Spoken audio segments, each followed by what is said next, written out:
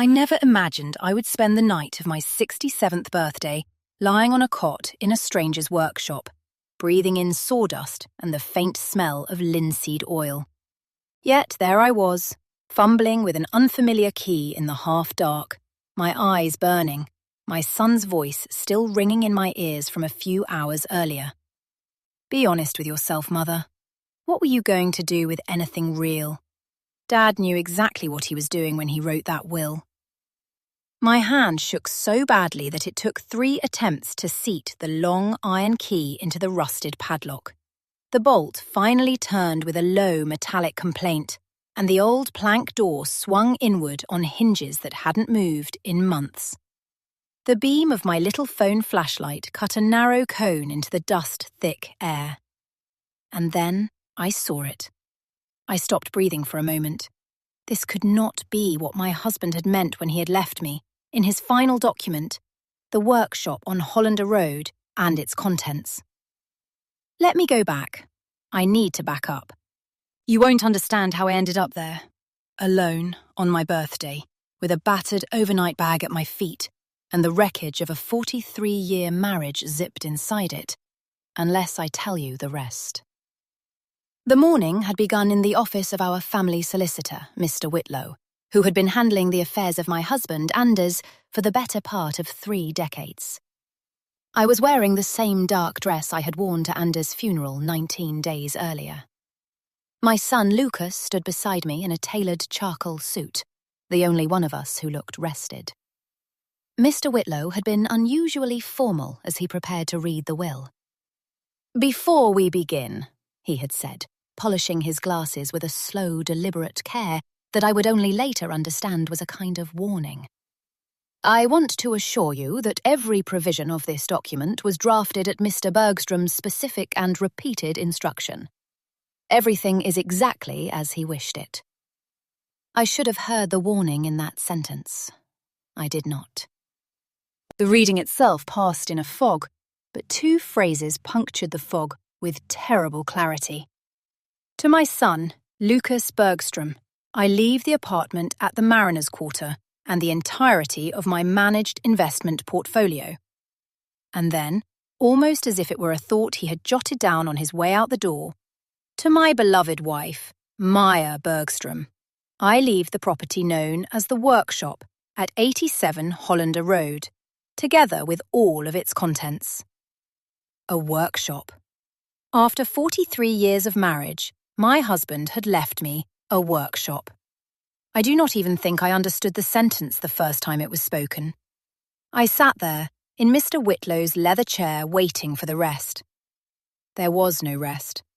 Lucas's expression had gone, in the space of a single breath, from a mourner's solemnity to a kind of restrained, glittering satisfaction that he tried, badly, to suppress. He had laid his hand on my shoulder and given it a squeeze that was just a little too firm, and he had leaned down toward my ear and said quietly, "Don't worry, Mother.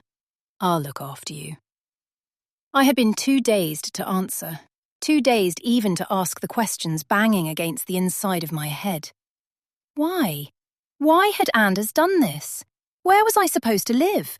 What was I supposed to do? The answers came that same evening, with a brutality I had not seen coming, when Lucas drove me back to what I still, in some childlike corner of my mind, thought of as our home, the apartment at the Mariners' Quarter that Anders and I had moved into 11 years earlier, after the children were grown.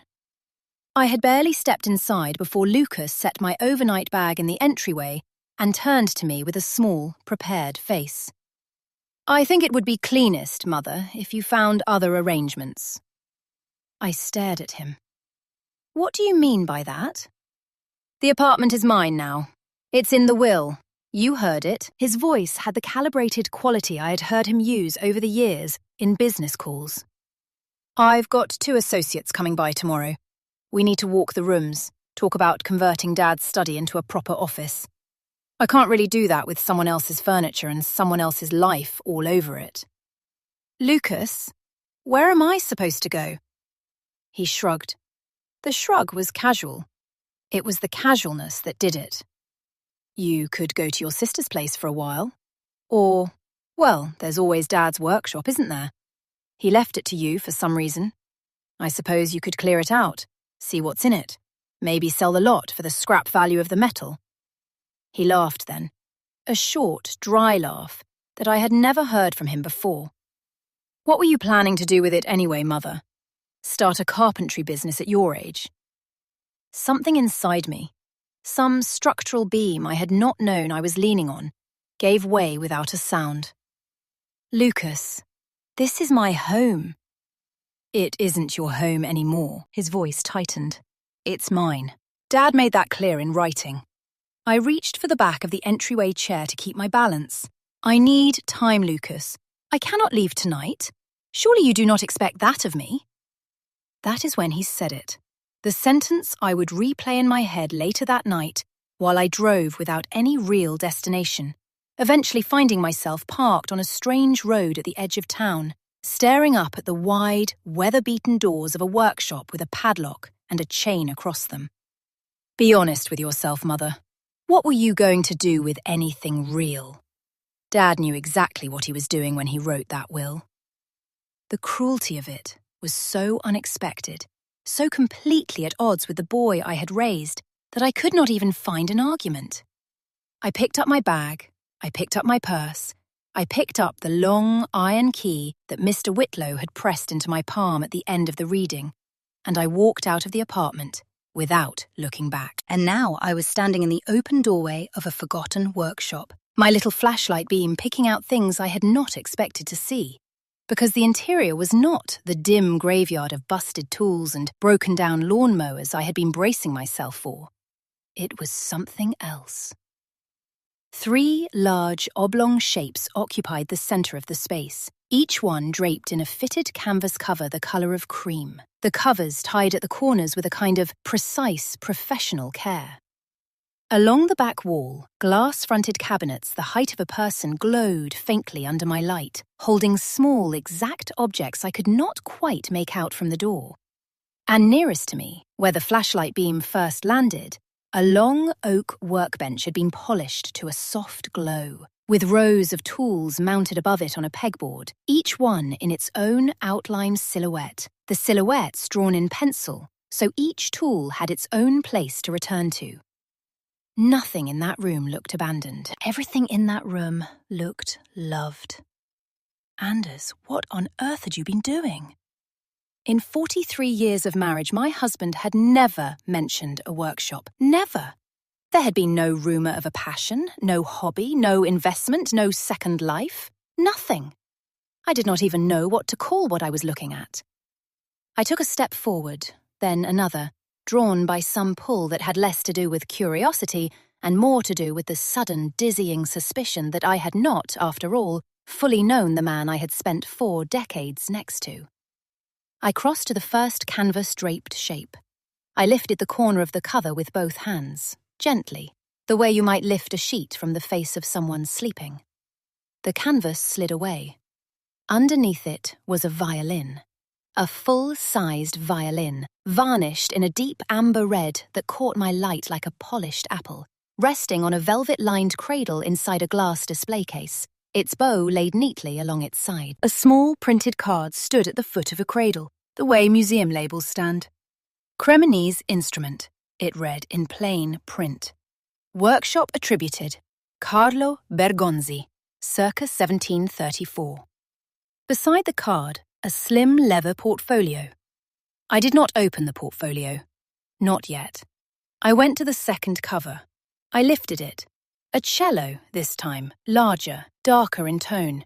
Its scroll carved with the kind of fine human flourish that you can recognize as art, even if you know nothing about the instrument it sits on. The card at its foot read, G.P. Maggini, Brescia, circa 1620. The third cover. A viola, smaller, austere, the wood almost a honey colour, with a label inside the F-hole that I could just see through the glass. I did not let myself read it. Anders, I said out loud into the silent shop, what have you done? I turned slowly, taking in the rest of the room with eyes that had begun to adjust. The glass cabinets along the back wall held more instruments, smaller ones, bows lying in velvet trays, antique tuning pegs and tailpieces arranged on dark linen, the way a jeweller arranges stones. The pegboard above the workbench, which I had taken at first for an ordinary tool wall, was actually a luthier's tool wall. Tiny finger planes the size of walnuts, gouges, scrapers, a row of clamps in graduated sizes, a small bow rehairer's vise. And next to the workbench, on a narrow wooden stand, sat a wooden box I knew. I knew that box.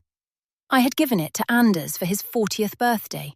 A small inlaid jewellery case I had picked up in an antiques market in Salzburg 27 years before. He had said at the time that he would keep his cufflinks in it. I had never seen the box again after that day. I had assumed, the way you assume so many small, forgivable things in a long marriage, that he had put it away in a drawer and forgotten about it. He had not forgotten about it. He had brought it here. That is when I saw the envelope. It was taped to the front of the box at eye height, my name written across the front in Anders' slow, careful handwriting. I sat down. There was a stool by the workbench, an old leather-topped thing with a brass tack along the edge. I sat down on it because my legs would no longer hold me. I peeled the envelope from the box and held it in my lap for a long time before I broke the seal. "My dearest Maya," it began, "if you are reading this, then I am gone, and you have made your way to the workshop. First, I am sorry. For the shock of the will, for the cruelty of what is probably about to happen between you and our son, for the secrecy of all of this. None of that was meant to wound you. It was meant to protect what I have been building for you." My eyes filled so quickly I had to set the page down and wait. Almost 7 years ago, when the cardiologist gave me the news, he told me that with the most generous estimate I had 4 good years left. I had 6. Every one of those extra years was a stolen gift, and I spent them stealing back something else for you. I had to stop again. Anders's diagnosis, atrial cardiomyopathy with a progressive prognosis, had been described to me by Anders himself as a heart condition that would slow him down a little. That was how he had introduced it, and how he had referred to it in every doctor's appointment I attended with him for almost 7 years. I had been a fool. I had been the kind of fool that you can only become when you trust someone completely. I know you are wondering about the will, why I left our home to Lucas instead of to you, why I split things the way I did. Maya, that decision cost me more sleep than the diagnosis ever did. But I have watched our son for 10 years now, and I have not liked everything I have seen. The ambitious, quick-handed boy we raised has become a colder kind of adult than I expected. And the truth, my love, the truth I have not had the courage to say out loud, is that I have been frightened of what would happen to you if I left things to you both jointly. He would have taken control, the way a man takes the wheel of a car the moment he sits in the passenger seat. He would have called it helping you manage things. I have watched the way he talks down to you when he thinks I am out of the room. I have watched you make excuses for it. I did not want to leave you depending on the goodwill of a person who has, very gradually, run out of it. A tear hit the page and made the ink run in a small, dark trail. I had thought he had not noticed. I had spent so many years telling myself that he had not noticed, because if he had noticed, then I would have had to notice too. So I built this. Lucas will receive what looks, to him, like the valuable inheritance. The apartment with its address and its view, the visible investment portfolio that anyone could explain at a dinner party. What you are sitting inside right now, my dearest, is the real wealth. The 3 instruments in the cases at the centre of the room are worth, between them, between 8 and 9.5 million euros, depending on whose appraisal you go with. I have used the high estimate from a buyer in London and the conservative estimate from a colleague in Cremona, and the truth, like everything else, is somewhere between the two. The documentation is in the leather portfolio beside each case. You will find the contact information for Henrik Vass, who is a luthier and broker in Antwerp. Henrik knows what I bought, why I bought each one, and what each one is worth to whom. He can guide you to whatever decision feels right. Sell them, keep them, loan them to a young musician. They are yours. I had to set the letter down again.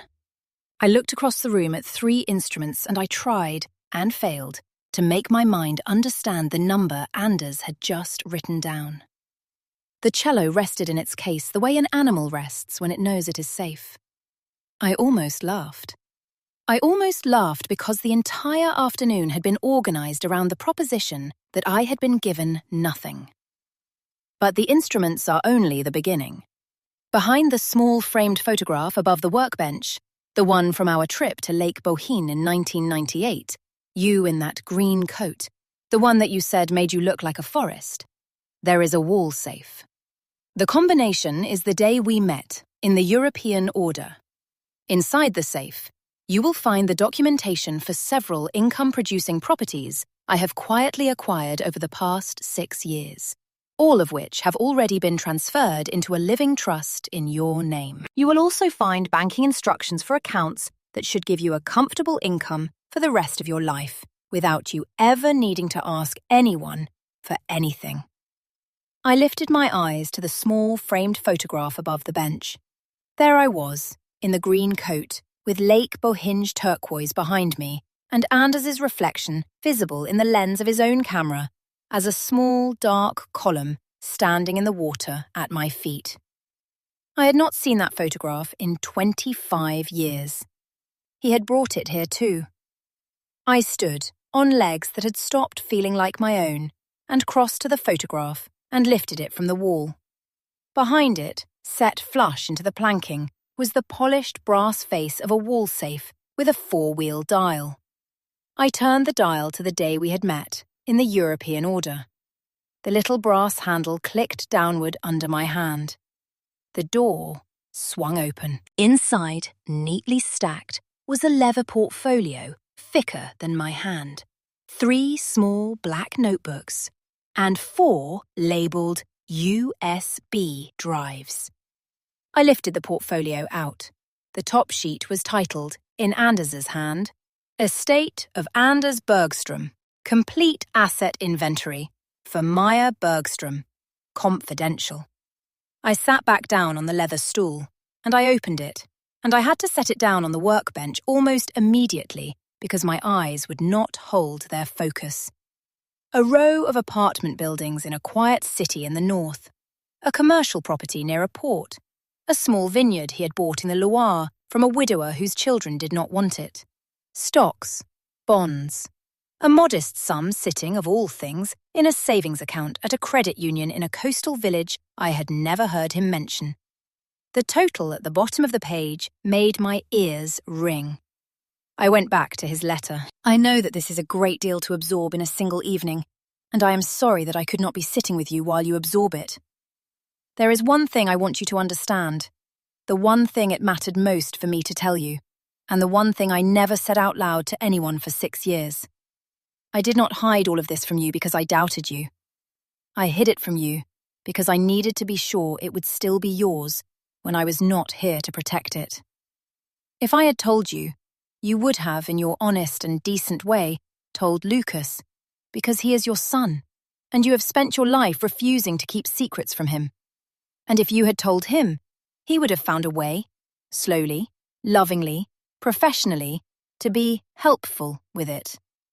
By the time he was finished helping, it would not have been yours anymore. It would have been his project, and you would have been, in his words, taken care of. I made a sound at that, in the empty workshop. Some sound between a sob and a laugh, because that was the exact phrase Lucas had used to me 3 weeks earlier, leaning down into my ear in Mr. Whitlow's office. I'll look after you. I'll take care of you.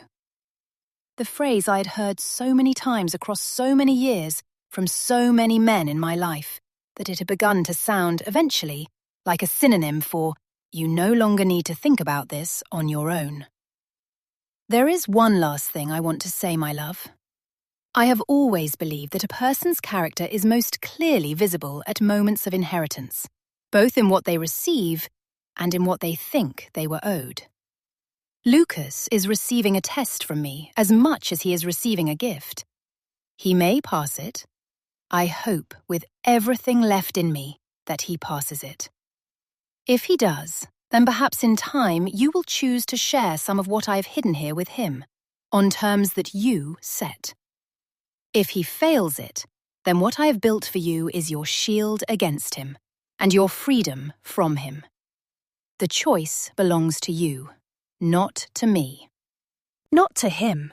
It has always belonged to you, and I am sorry it took me so many years to put it in your hands. All my love, now and after, Anders. I held the letter against my chest.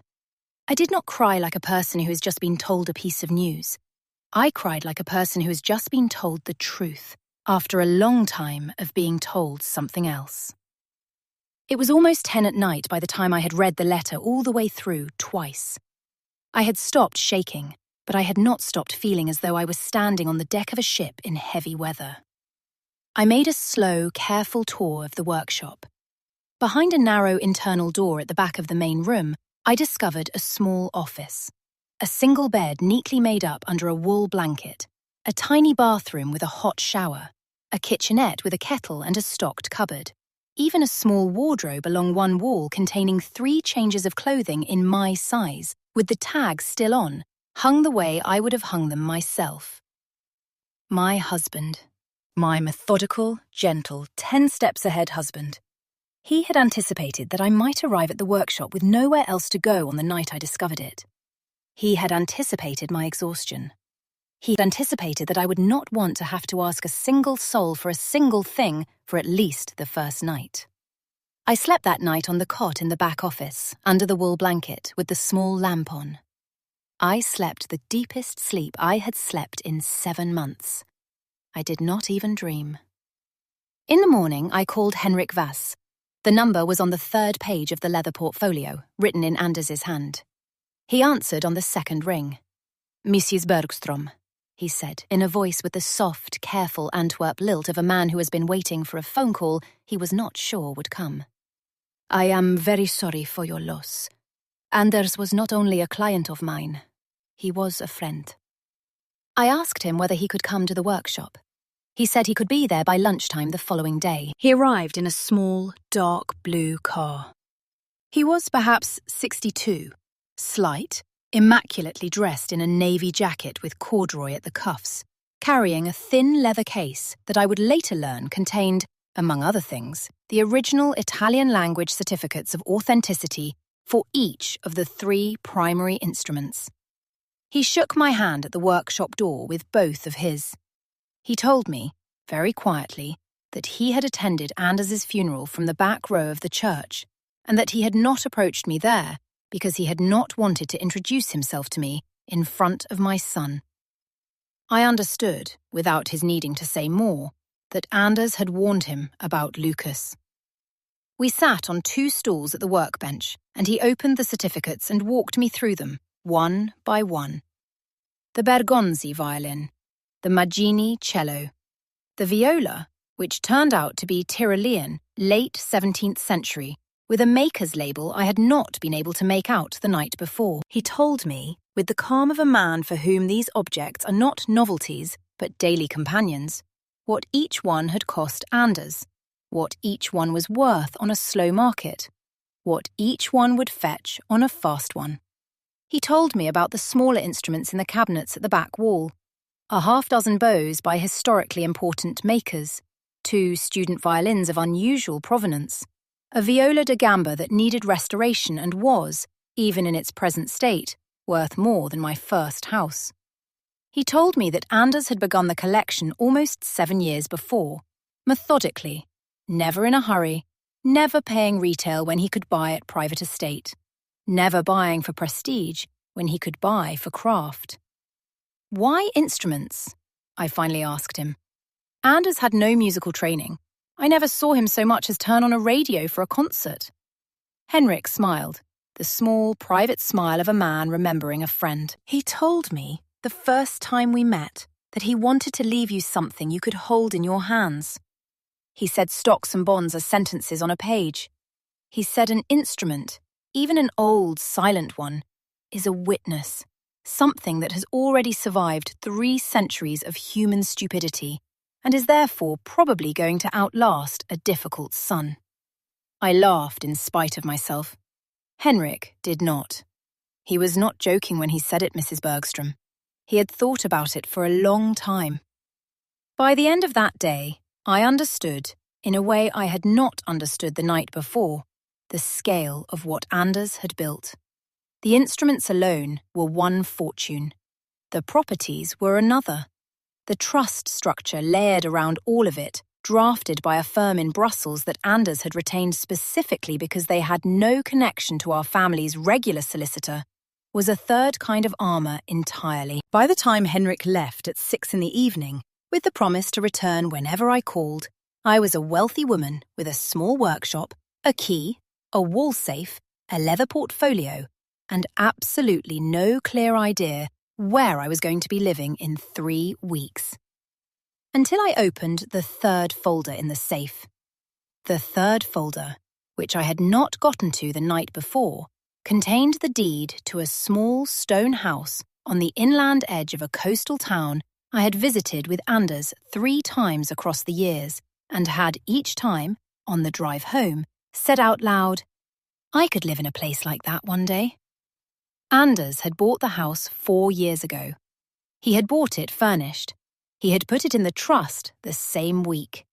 He had even, according to a small slip of paper-clipped to the deed, paid the local council taxes through the end of the following year. I had a house. Not a workshop with a cot in the back, a house.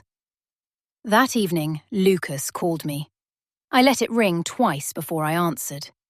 Mother, where are you? His voice carried that ordinary, irritated quality he used when he was inconvenienced. Your sister hasn't heard from you. I assumed you were with her. I am safe, Lucas. Where? I am somewhere I am safe. That is what I am willing to tell you tonight. A long pause, then as if shifting into another gear. Actually, I'm glad you called. I've been going through some of Dad's old files in the study, and there are references to advisors I don't recognize. Investment vehicles I can't find. I think Dad may have had assets that weren't disclosed at the reading. I heard, very clearly, the small, held breath at the end of that sentence. Oh, I said. What sort of references? Notes about meetings, letterhead I don't recognize, some financial planner in a city I can't make sense of. I thought maybe you'd know something about it. Your father handled most of our money, Lucas. You know that. If there is something the will missed, Mr. Whitlow would have caught it. Another pause. When are you coming back into the city? We should go through Dad's effects together. There are pieces of furniture I'd like to clear out, and you should take whatever you want of his clothing before I send it to the charity shop. I closed my eyes. There it was. Not, Mother, where are you sleeping tonight? Not, Mother, are you eating?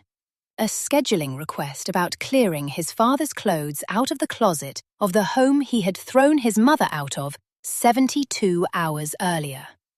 I'm not coming back to the city this week, Lucas. Why on earth not? Because I need some time on my own. That is all I am willing to share with you for now. His voice tightened. Mother, this isn't like you. First Dad cuts you out of everything in the will, then you disappear, then you start refusing to tell me where you are. People will start talking. I almost laughed. Let them talk.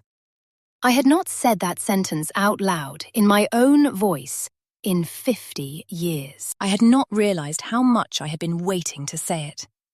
I drove down to the coast the next morning. The drive was 4.5 hours along inland roads, then an hour along a coast road that climbed and dipped between sandstone cliffs and small olive groves, and the occasional roofless ruin of an old chapel. I followed the navigation through a quiet town, and then up a single-track lane lined with cypress trees. And there it was. A low stone house with weathered green shutters and a half-overgrown garden, set back from the road behind a low rock wall. I unlocked the front door with the key from the packet. The hinges were oiled. He had thought even of that. Inside, every room had been prepared with a care so specific to me that I could not, for the first hour, do anything but stand at the threshold of each room and look in. The colours I had always pulled toward in the catalogues that came in the post, the kind of low, soft armchair I had once, 12 years before, said I would buy when we retired. A small library off the sitting room, with shelves built to ceiling height, already half filled with the editions of the writers I loved. A kitchen with a long wooden table and a kettle, and a small note in Anders's hand on the kettle's handle. It whistles when it boils. I know you hate the silent kind. A. I put my hand against the kettle, and I stood in that kitchen, and I cried the way I had not yet cried since the funeral. Not desperate weeping, the other kind. The kind that arrives when, finally, you feel safe enough to do it. In the small study off the sitting room, above a writing desk Anders had bought somewhere and had clearly had restored, hung a watercolour I knew. It was a small, ordinary scene of two people sitting on a low wall on the edge of a village. A street painter had done it in 20 minutes in a piazza in Bologna in the second year of our marriage, and I had carried it home rolled inside the cardboard tube of a poster. We had lost it somewhere in a move 26 years ago. I had never mentioned it to anyone again, not even Anders. And yet, here it was. Or here, anyway, was a near-perfect copy. He must have remembered. He must have remembered and gone to a painter and reconstructed it from memory, and from his memory of mine. I sat on the chair under the watercolour, and I let the afternoon pass without moving. I had only been in the house for 2 hours when there was a soft knock at the door. I opened it. A woman of perhaps 70 stood there with a covered casserole dish in her hands and a knowing, kind expression. "You must be Maya," she said. "I'm Lisbeth. I live 2 houses down. Anders asked me 4 years ago to watch for you. He said you might come on short notice and that you might not feel like cooking on your first night." I let her in. We sat at the kitchen table. She was a retired translator, widowed 11 years, 2 grown daughters who lived abroad. She had met Anders 4 times across his trips to prepare the cottage, and she had liked him enormously, and she had been waiting with great patience for me to come and claim the house, so she could finally meet the woman he had been preparing it for. "He talked about you the way men used to talk about people," she said, after we had been sitting for an hour. "Not the way men talk about people now." I asked her what she meant. "He talked about you," she said, "as if you were the answer to a question he had decided not to ask the rest of the world." I had to look down at my tea for a moment. I slept that night in the small bedroom of my own house, under a quilt I had not chosen, but that had clearly been chosen by someone who had spent 4 decades watching what I touched in shops. And I slept the second deep, dreamless sleep of my new life. Lucas found me 13 days later. I should have expected it. The investigator's bill was probably already sitting in a drawer somewhere in the apartment at the Mariners' Quarter. I was kneeling in the garden, putting in early herbs, when a black SUV pulled up at the bottom of the lane. He climbed out wearing the expression I had seen on him from his first job interview onward. The negotiator's expression. The expression of a man who has decided, before the conversation begins, exactly what he intends to leave with. "Found you," he said, walking up the path. "Nice place. When were you planning to mention it?" I stood up slowly, brushing my hands on my apron. "Hello, Lucas. Mind if I come in?" "Yes," I said. "I do mind, but you may anyway." He came in. I made tea. He took the cup and walked without asking through the small house, opening doors, glancing into rooms, lifting 1 or 2 objects and setting them back down at slightly the wrong angles. He stopped in front of the watercolour in the study. He looked at it for a long moment. He did not, I noticed, recognise it. He had never been told the story. He came back into the kitchen and sat across from me. "Mother, I want you to understand that I am not here to fight with you. I am here because, frankly, I think the time has come for the two of us to be honest with each other. There are assets in Dad's estate that were not in the will. I am not stupid. I have been making calls. I sat with my tea between my palms. What sort of calls? Calls to firms that managed accounts of Dad's that were not listed at the reading. Calls to property registries in 3 regions where Dad apparently bought things over the last 6 years. I have a friend in the antiques world who put me in touch with a man in Antwerp who very politely told me that he had no comment whatsoever about a Bergstrom family collection, which is, as you can imagine, a very informative kind of no comment. He set his cup down. There are instruments, Mother, aren't there? Old ones. Expensive ones. I did not answer immediately. I looked at him for a long moment. He had Anders's face. He had Anders's hands. He had his father's quick reading of a room, and absolutely none of his father's interest in what the room felt like to anyone else inside it. I had not let myself notice that last difference clearly enough, soon enough. I had spent 30 years explaining it to myself as ambition. It was not ambition.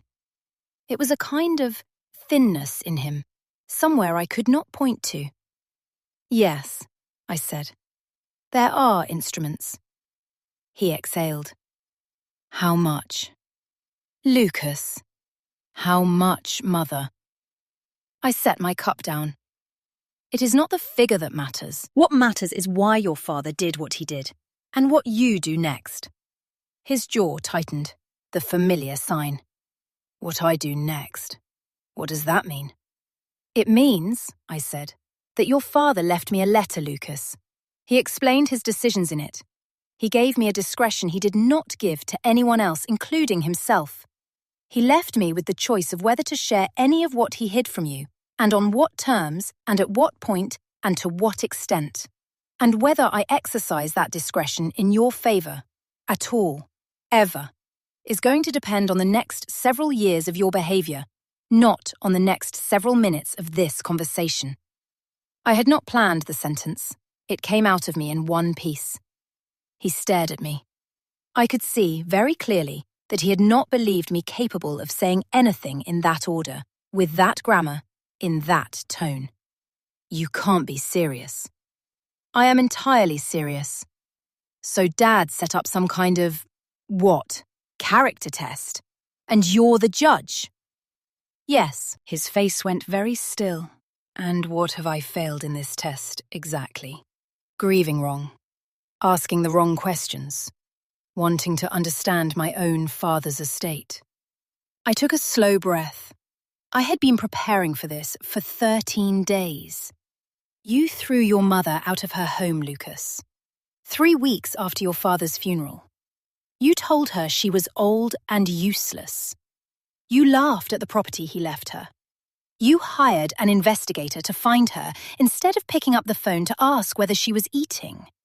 You came down to this house today not to see whether I was well, but to confirm what you had already worked out about what you were owed. That is what you have failed in this test. A silence. I was angry, he said finally. I shouldn't have spoken to you the way I did. People say things. Yes, I said gently. They do. And the things they say in those moments are often the truest sentences in the room. Your father knew that. That is why he wrote his will the way he did. He did not answer. I poured him more tea. He drank it. After a while, he said in a quieter voice, Mother, tell me one thing, honestly. Did Dad, at any point, actually trust me? I considered the question for a long time because he deserved a real answer to it. He trusted you with the things you have proven you can manage, I said. He did not trust you with the things he was afraid you would manage me into. I do not think it is more complicated than that. He nodded slowly. He left that day without making a scene, and without coming any closer to what was in the workshop. I think he sensed that he would do worse for himself by pushing than by waiting. I went back to the workshop 2 months later in the early autumn, and Henrik Vass met me there, and I made the first of the decisions Anders had left me to make. I kept the Bergonzi. I did not know how to play it. I would never know how to play it. I asked Henrik to find a young player who needed an instrument that could carry her career, and to arrange for the violin to be on permanent loan to her, with my name on the loan agreement and Anders's name in the small italic line of provenance at the bottom of the page. The cello and the viola I sold. The proceeds went, half of them, into a foundation I established in Anders's name, to underwrite scholarships for craftspeople and luthiers in the small towns in northern Italy where he had spent 6 years gently buying old things from old families. The other half went into a separate trust, sealed and time-locked, for grandchildren neither of us had yet, on the slow chance Lucas might one day become a father in a way Anders would have wanted to know. I told Lucas none of this, not for a long time. The crisis I had half expected arrived 9 months later. The development project Lucas had been counting on, financed in large part against the apartment at the Mariners' Quarter, collapsed under a regulatory review of the site he had not adequately diligenced. The construction loans went into default. The building's aging infrastructure, which Anders had warned him about every Christmas of the last 4 years of his life, and which Lucas had every Christmas dismissed as fussing, turned out to need not the cosmetic refresh Lucas had planned, but a full structural intervention. By the autumn, he could not service the loans, and he could not sell the apartment in its half-gutted state at anything approaching the price he needed. He sent an assistant, a poised, anxious woman in her 30s who clearly disliked the errand, down to the coast to find me. She sat at my kitchen table with a folder in her lap and explained very politely that Mr. Bergstrom was facing foreclosure within weeks and was hoping I might be able to assist with bridging arrangements. I asked her to tell my son that I had heard her and that he should come to see me himself and that he should plan to stay long enough to be honest with me. He came 2 days later.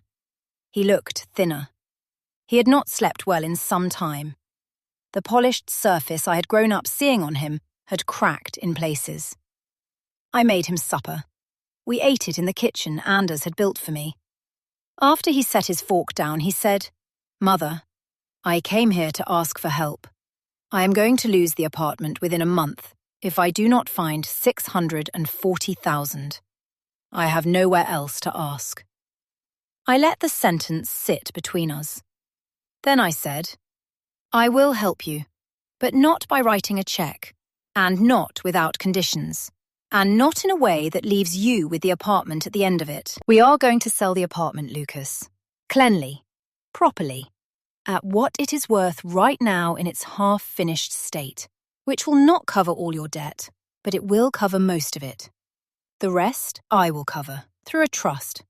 The trust will be administered by independent trustees, not by me and not by you. You will live for the next 3 years at least on a structured allowance from that trust, with quarterly reviews of how you are using it. You will see a therapist of the trust's choosing, weekly, also for 3 years. You will not be permitted during that period to take on any new debt above a low cap without the trustee's consent. And Lucas, and this is the condition that matters most, you will spend the first hour of every visit with me for the rest of our relationship, treating me like a person, not like a problem to be solved." He looked at me. "Mother, I am not finished. You are also going to write in your own hand, on a piece of paper, an accounting of how you spoke to me on the night of the will reading and what you intended by it. And you are going to seal that paper in an envelope and give it to me. I am not going to open it. I am going to keep it. The point of writing it is not for me. It is for you." He sat very still. Then he said in a voice I had not heard from him in 25 years, the voice of the boy he had been before the world had taught him the other one. "All right, Mother. All right." He sold the apartment. He moved into a small flat near a park on the south side of the city. He saw the therapist. He wrote the letter and he gave it to me in a sealed envelope, which sits to this day in the drawer of the small writing desk under the watercolour. I have not opened it. I do not need to. The fact that he wrote it is the answer the letter contains. He took a job, 18 months after the apartment was gone, with a public housing authority that did mixed income development in towns much smaller than the ones he used to work in. He was, it turned out, very good at it. He was good at it in a way he had not been good at his old work. Anders, who never lived to see it, would have said that this was because the new work asked more of him and offered less in exchange, which is the kind of arithmetic that turns boys into men. Anders said that to me once about himself when he was 41. I had forgotten the line until I watched our son discover, slowly, the truth of it. It is now almost 2 years since I lifted the corner of a canvas in a forgotten workshop on Hollander Road and saw a Bergonzi violin underneath it. I drive to the coast house when I am not at the cottage in the north that I bought, in my own name, in the spring of that first year. I see Lucas 1 weekend a month.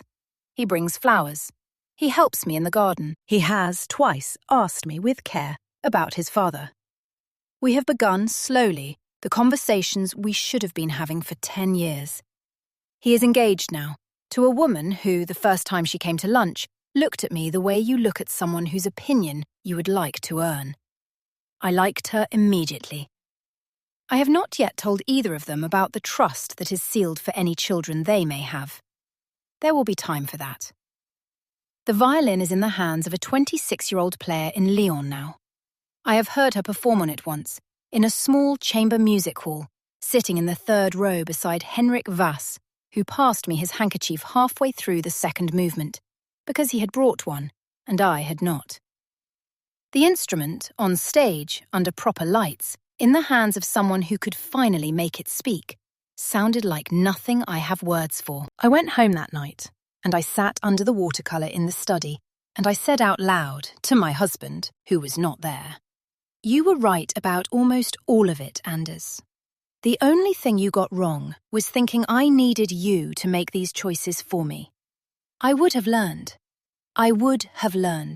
if you had only let me." And then I sat there for a long time longer, because the only honest answer to that sentence was that, yes, I would have learned, but not in time. He had bought me the time. He had bought me the time the only way he knew how. He had bought it by lying to me, gently, for 6 years.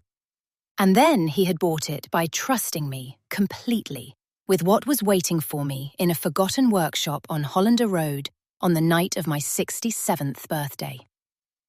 Setting boundaries with a child you have raised does not mean you have stopped loving them. It means, in the end, that you have finally learned how to love the person they were buried under. That is what I have spent 2 years learning. That is what the cottage and the workshop and the violin and the small stone house by the sea have taught me, one slow morning at a time. I am 69 years old. My hands are still steady. My husband has been gone for 2 years and 3 months. The padlock on the workshop door has been replaced.